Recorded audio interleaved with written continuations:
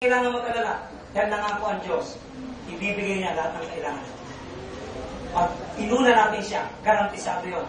Karating ang kailangan mo. Pag inuna mo siya. Ganun lang kasimple ang requirement eh. Unahin mo lang si Lord, ibibigay niya kung ano kailangan mo. Amen! Kailangan mo ng magandang trabaho, paunahin mo lang si Lord. Bibigyan ka ni Lord ng magandang trabaho, may magandang posisyon, may magandang sweldo, may magandang benefits. Ganyan si Lord magbigay. Package deal! Amen! Panghuli po. Matthew 6:34. Matthew 6:34. Ang sabi diyan mga kapatid, basahin natin lahat. Therefore, do not worry about tomorrow, for tomorrow will worry about its own things. Sufficient for the day is its own trouble. Pangpito ho, how to stop worrying. Worrying contradicts common sense. Worrying contradicts common sense. Salungat sa ating sentido komon kung tayo ay mag-aalala. Why? Simply because God intends us to live one day at a time. Ang gusto ng Diyos, mabuhay tayo para sa araw na ito. Yung bukas na hindi pa dumarating, huwag mo na munang intindihin. That is common sense.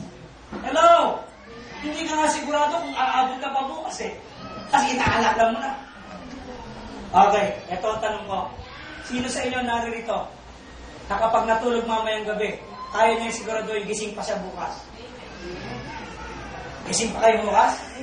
Sigurado kayo? Para na yung panghuhula sa pagdating ng Panginoon eh. Hula ng hula, hindi na mahulaan. Meron bang taong, kahit ka yung mga manghuhula na may baraha, may bolang kristal, bumabasa ng mga bituin, hindi nga nila alam kung kailan sila mamamatay, hindi na mahulaan. Pero mga manghuhula yun. Amen po ba? Nilayo ng Diyos, makinig po lahat, nilayo ng Diyos, mabuhay ka sa araw na ito. At yung buhay mo sa araw na ito, huwag mong ibuhay para bukas. Iba yung araw, buhay mo sa bukas. Amen po ba? That is common sense. Yung pag-aalala mo ngayon, at yung bukas na darating, aalalahanin mo, pagsasamahin mo, you double your trouble. Amen ba? Yung hindi pa dumarating, inaalala mo. Yung ngayon, inaalala mo. Dinoble mo ang kabalisahan mo. Sabi mo sa katabi mo, don't double your trouble. Don't double your trouble.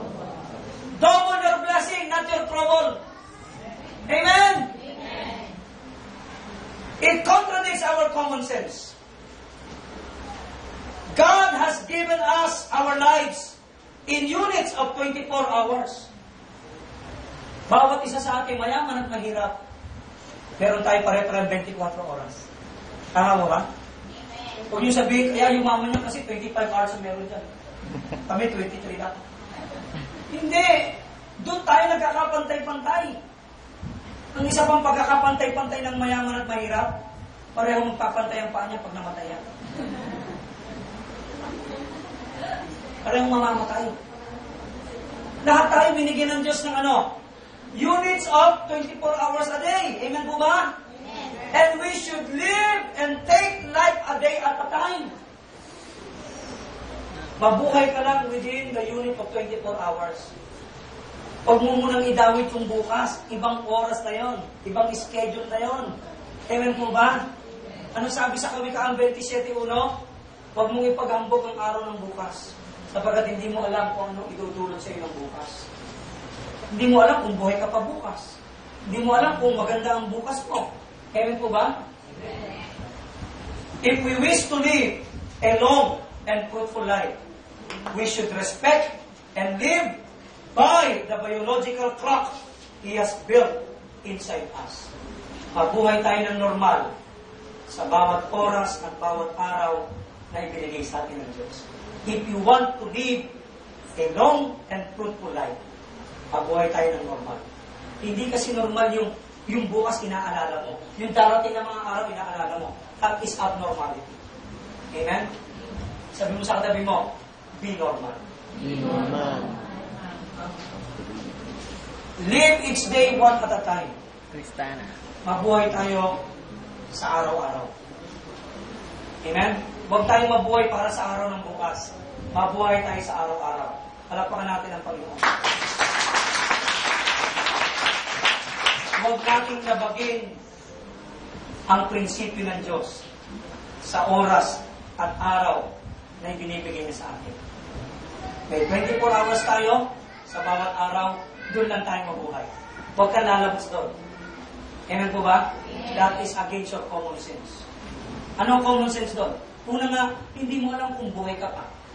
Inaalala mo na. Baka yung pa magpadali sa'yo yung pag-aalala mo bukas Amen?